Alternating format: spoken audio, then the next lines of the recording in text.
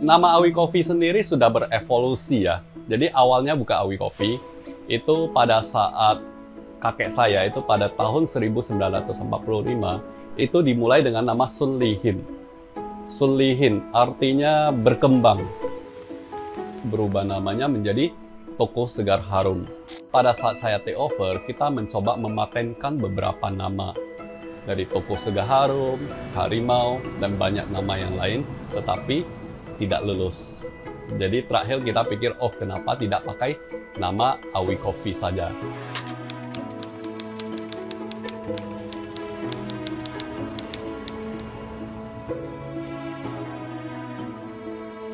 Kalau saya berbicara tentang founder kita, yaitu kakek saya. Nah, masa kecil kakek saya itu boleh dibilang tidak seperti kebanyakan orang kaya atau apa. Bahkan pada umur 7 tahun, papanya sudah meninggal. Nah, kakek saya namanya Yaun Zhao. Jadi dia pada umur 7 tahun, dia sudah harus keluar dari rumah, bekerja pada keluarga yang lebih kaya. Pada saat itu mengasuh anak. Gitu. Alkisah, kakek saya juga sudah beranjak dewasa, tapi tetap harus jatuh bangun membangun bisnis.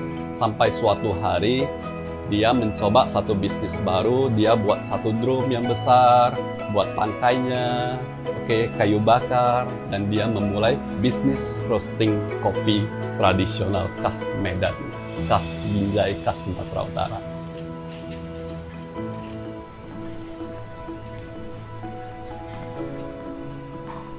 Papa saya generasi kedua yang melanjutkan usaha kakek saya. Nah, papa saya tipenya itu lebih mencintai keluarga, selalu ingin bersama anak-anaknya, keluarganya.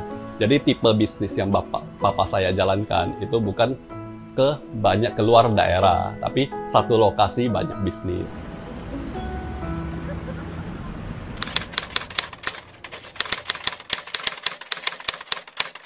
Saya sendiri juga bersekolah di Singapura. Jadi pada saat itu memang tidak terpikir untuk kembali ke Indonesia. Tapi memang nasib berkata lain ya. Aku tidak sukses di Singapura. Jadi aku pergi ke Singapura itu sebagai penerima beasiswa. Tetapi pulang sebagai pengangguran. Nah, waktu aku pulang ke Indonesia, saya melihat bisnis papa saya. Pada saat itu cuma tinggal satu karyawan. Nah, kenapa bisa tinggal satu karyawan? Nah, karena pada saat itu tidak ada yang mau melanjutkan bisnisnya, itu sudah tidak ada arah gitu loh. Tidak ada keinginan untuk mengembangkan bisnis ini lagi. Nah, boleh dibilang udah mau ditutup lah. Jadi waktu saya pulang, saya melihat dalam keadaan frustasi, saya melihat peluang. Sewaktu di Singapura, kenapa bisa minum kopi yang bagus, yang enak? Dan kenapa sewaktu saya di Indonesia, saya tidak bisa? Kopi yang bagus itu semuanya diekspor ke luar negeri. Sedangkan kopi-kopi yang sisa-sisa ekspor, yang grade yang rendah itu, yang menjadi minuman sehari-hari masyarakat Indonesia. Cukup ironis, dan kita menganggap itu kopi yang enak gitu loh. Tapi begitu saya pulang ke Indonesia, saya melihat peluang ini. Pak, yuk kita bermain di kopi premium.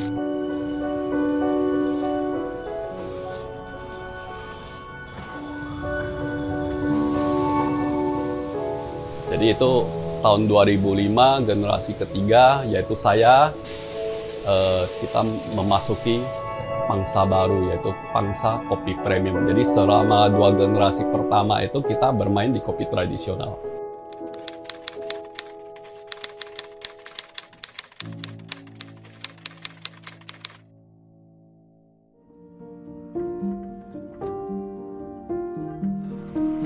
Papa saya ada mengajarkan kita 3 hal. Pertama adalah integritas. Integritas yaitu melakukan hal yang benar ketika orang lain tidak melihat. Perusahaan yang mencoba menipu itu tidak akan bertahan lama, mungkin 5-10 tahun. Agar bisa bertahan lama, kita harus punya nurani ketika dalam berbisnis. Yang kedua adalah adaptability, yaitu kemampuan beradaptasi. Bukan yang paling kuat dan juga bukan yang paling pintar, tetapi yang paling bisa beradaptasi terhadap perubahan, yang bisa survive. Dan yang terakhir adalah Kaizen. Kaizen itu continuous improvement, yaitu perbaikan terus-menerus. 1 tahun sama dengan 365 perbaikan kecil, yaitu satu perubahan yang sangat besar. Kaizen. 3 ini kita terapkan dalam perusahaan kita.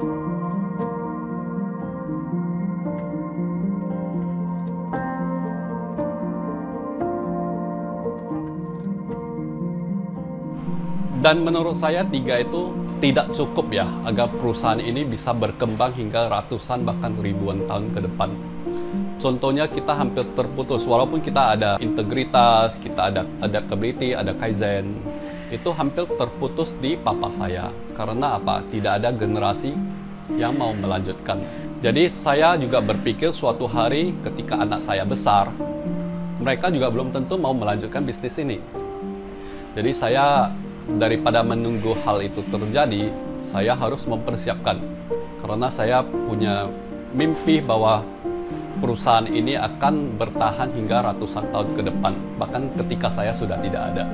Nah, saya menambahkan 3 value. Kita ada menambahkan bahwa God is everything. Jadi kita memang menyerahkan perusahaan kita itu kepada Tuhan. Tuhan itu yang memimpin kita ke arah yang kita mau. Yang kedua itu integrity, yang seperti yang saya jelaskan tadi.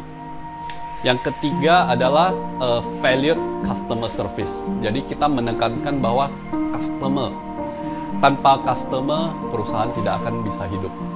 Valued customer. Terus enthusiastic super team, ini tambahan yang baru. Bahwa bisnis ini bukan tentang Superman, bukan tentang Awi, tapi super team. Sama-sama bergerak ke arah yang kita mau. Nah, suatu hari ketika saya tidak ada, ini perusahaan akan menjadi autopilot. Tidak harus ada shareholder di dalam manajemen. Jadi tim yang menjalankan. Bukan begitu Awi sudah tidak ada, bisnis ini juga tidak ada. R itu right response and adaptability seperti yang tadi. Dan yang terakhir adalah simplification and kaizen. Jadi kita menyederhanakan hal-hal yang ribet, 10 langkah menjadi 3 langkah, sederhanakan supaya mudah dimengerti dan mudah dilaksanakan semua orang, dan kaizen, perbaikan terus-menerus.